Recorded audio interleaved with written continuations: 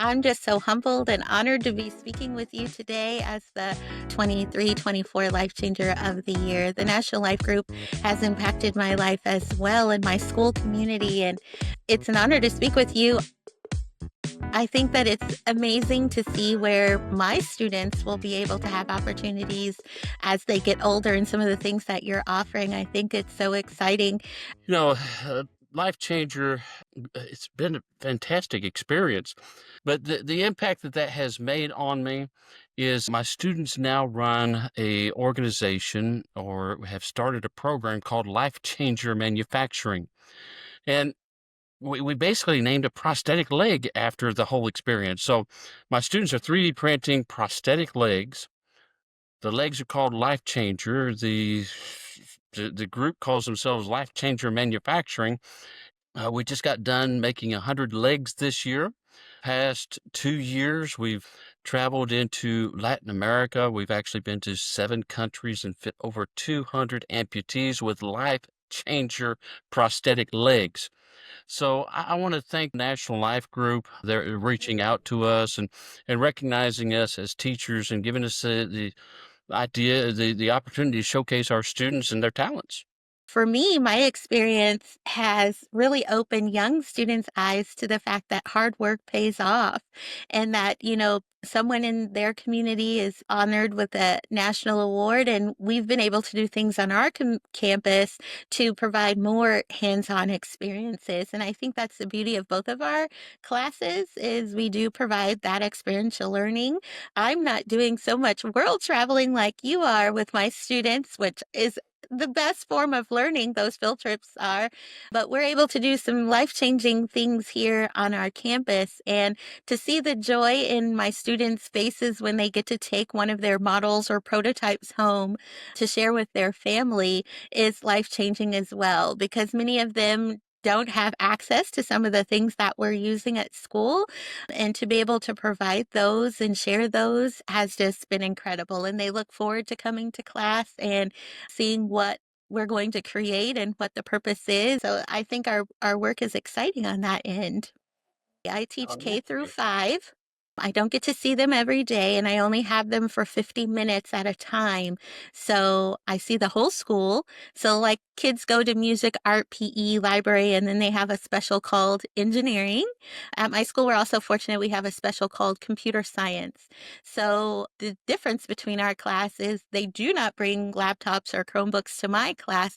We do all hands on things. So, they're creating and building things that they never thought was possible, or I'm showing them a different way of using things, everyday things in their life, sustainable things, recyclables, and taking recyclables and creating ball runs and marble runs and zip lines and things like that. We have kid safe tools on my end, and I think it's exciting when they get to your end, they get to use some more fancy tools to create prosthetics and other things. How's that for you? Well, actually, the prosthetics nowadays they're 3D printed. This is something that even elementary students could probably do.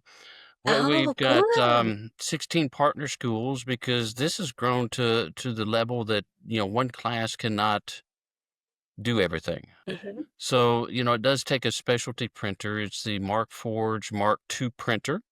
The partner schools, we just send the print files to them. They're able to just basically put it into the computer and they hit print and a part comes out. And it's really exciting for kids to watch these prints grow in front of them and turn into a part. And then when it Yes. turns into a useful part, maybe it is like your school might print a foot. So the Yeah. students see the foot and then they get a video back of people actually walking on Wow. the part of the leg that you guys were a part of making. I mean, to me, Yeah. that's fantastic. And the students in your class, I noticed from some of your nominations, people talked about the students who thrive in your class that sometimes may not have thrived in other academic areas, but when they're in your class, they're thriving. I can relate with that as well.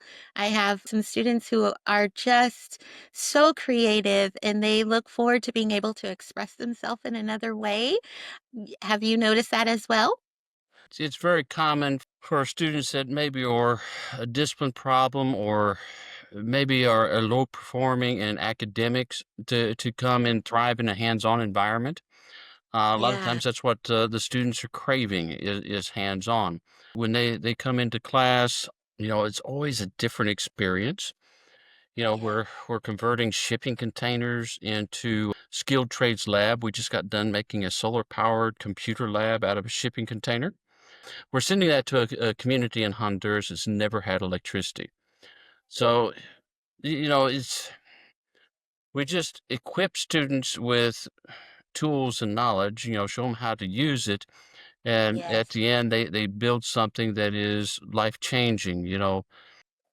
Absolutely, and we do the same with even cardboard, building models and prototypes and then introducing them to the trajectory because we find that many students, I saw some research recently that said students decide what they want to be about third grade. And the fact that I am able to see students in kinder through third, I know when I was growing up, I hadn't heard about engineering and I didn't see it as an option for me. Although I was extremely creative as a child, I wasn't exposed to the different options within engineering, and I think I would have chosen it. So I feel very blessed and honored to be able to teach engineering at the elementary level to get students excited to see the different branches of engineering and how engineers can create anything that they can imagine. And we emphasize safety first. And so this elementary level, they like to test their things with our crash test dummies, which sometimes are stuffed animals or other things for them that they can relate in their lives and see the connection that we want to create something that's safe, so we're going to test it first. And I think it's exciting to see their ideas on paper come to life. As we Hmm. was talking, I'm thinking of there's a group called Tom Global. Tom is short for Tikkun Olam Makers, and very similar to what you're doing. They actually they usually partner with students with disabilities or kids with Oh, disabilities. And let's say you got someone in your school, somebody with yeah. a disability that has a hard time holding a pencil. Okay. Yes. And so they need a device made for them to hold that pencil. Yes. And I could see those being amazing challenges for some of your kids. How do we make something to where they can hold this pencil or hold the spoon or whatever the challenge might be, hold it better so they could. I like that a lot. Definitely challenges that are applicable to their lives and to their communities and seeing how they can be problem solvers now. Whitney Houston has that song, The Children Are the Future, but I'm like, children are the now because children are capable of solving problems right now in their own communities. And we do have a lot of students I'm finding who have fine motor challenges, grasping a pencil for many of my students in this age of so much computers, the fine motor skills just aren't there. So I think that that is a really great challenge for my students to do, creating for their own classmates, even who have fine motor difficulties at the different levels that we teach. So definitely, I like finding purpose in what they're doing. Sounds like it'd be really fun to be in your class or even teach what you teach at the elementary level. Mm-hmm. We coined a phrase a lot of time. We say children changing the world, or Mm-hmm. that's a phrase that my group coins a lot. That they actually Yeah. made a little documentary called Children Changing the World. And, Mm-hmm. we teach the core subject so often. We tell the kids that they can change the world, but we never teach them how to change the world. Yes. So, I think classes like yours and mine, we're teaching the kids how to use that math and that science, Yes. that English. We tie it together into Mhm. projects that Yes. teach children how to change the world. Just like Exactly. holding a spoon or a pencil, that would change the world at least for that child or Absolutely. the children that's a part of the design process and the person that's receiving the gift. And you mentioned your travel to Costa Rica. I showed them a bridge in Costa Rica that was a suspension bridge in the, I believe it's like a rainforest environment, but it was a suspension bridge. And I like to show them that geography, even though we're not taking a field trip like your class to Costa Rica. We at least we saw that little clip of the suspension bridge before we created the suspension bridge. And it's just showing them, other parts of the world and how they solve problems in other communities and how we can take that knowledge and apply that to ourselves as well and build a model or prototype in our case. That's right. That's right. Yeah, but powerful for you to actually go to Costa Rica and the other parts of the world. You see transformation in your students from traveling to other parts of the world. What kind of transformations in their thinking have you seen? Well, right now I'm teaching, or the past 5 years, I've been teaching at Chickasaw Middle High School. We're a very small urban school, almost inner city like. We're a 4 square mile area. Up until last year, we had a zero meal property tax, so we had no tax money coming in to support the school system. So very difficult. A lot of the kids at Chickasaw have grown up in poverty for generations. And my Mm, kids feel like they're the ones in the greatest need. So when I was hired on, they asked me to bring the projects to help change a community.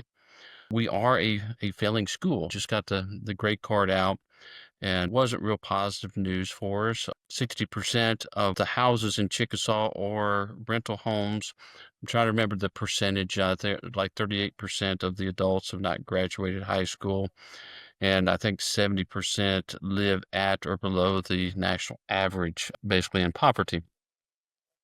So what I like about taking the students on trips, now that they build the stuff in our classroom. They 3D print, they assemble to some degree the legs in the classroom, and we do assemble some of it there on site because it helps us get through customs. But by taking kids on experiences like this, it changes my kids.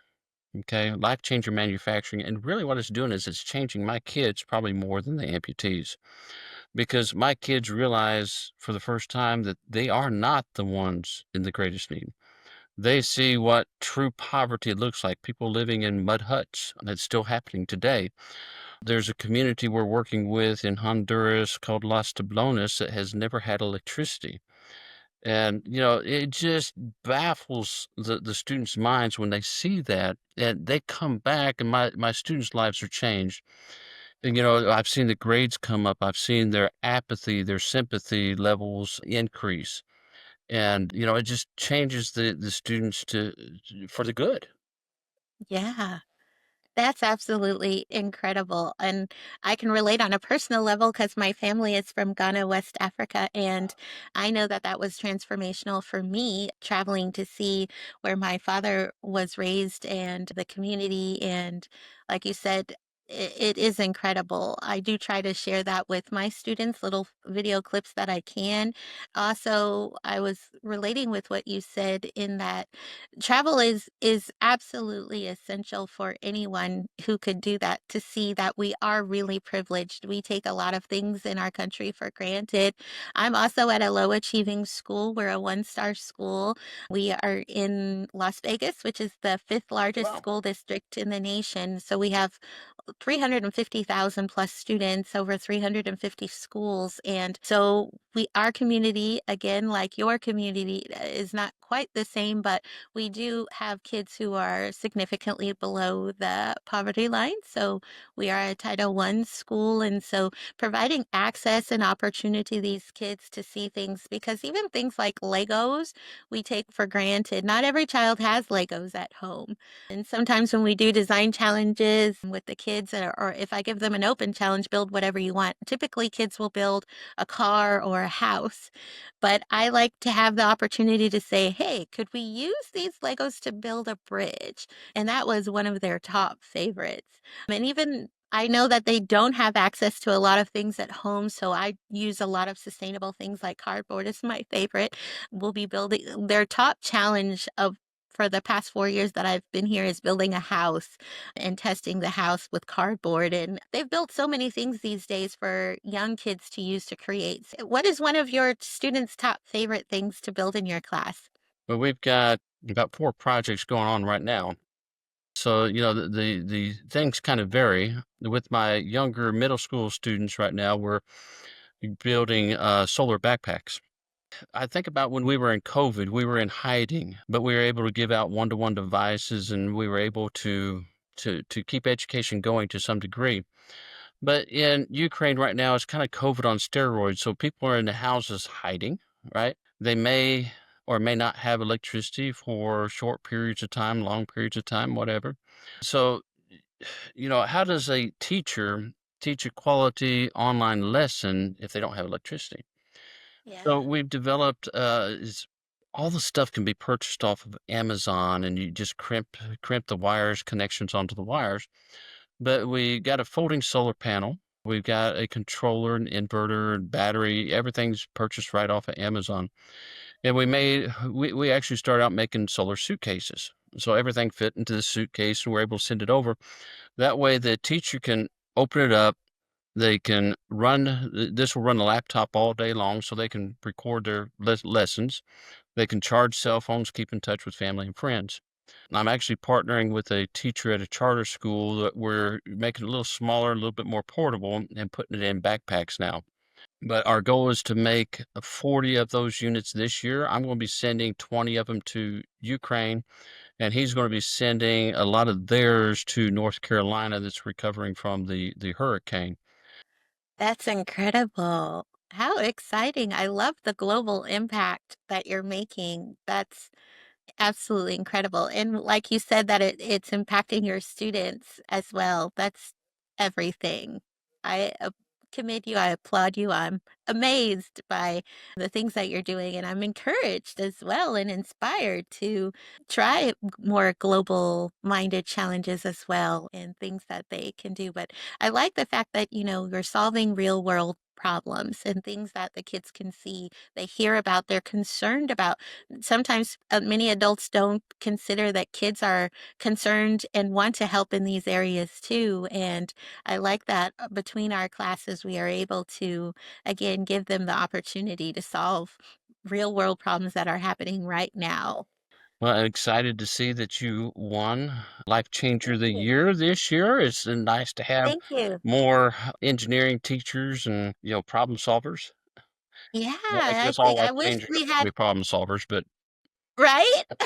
I wish there were more classes like our classes for more students to have opportunity and access to, because it is such a life-changing experience to know that you can be a maker, you can impact your community. So hopefully people will be able to take some of our conversation to use it in their own wherever classroom or wherever they are in their community to teach children of all ages that you can impact someone else's life and, well, like you said, impacting your own life simultaneously. I think that's right. giving back does make you a better person. So, It yeah, sure I'm does, yeah. thrilled. Thank you for this opportunity. And the National Life Group has the Life Changer of the Year award has really opened so many opportunities to meet people from all kinds of different communities, reaching out and sharing their stories. And I like seeing the other life changers like you who are doing such inspirational work. I'm so honored to be in conversation with you. Yeah,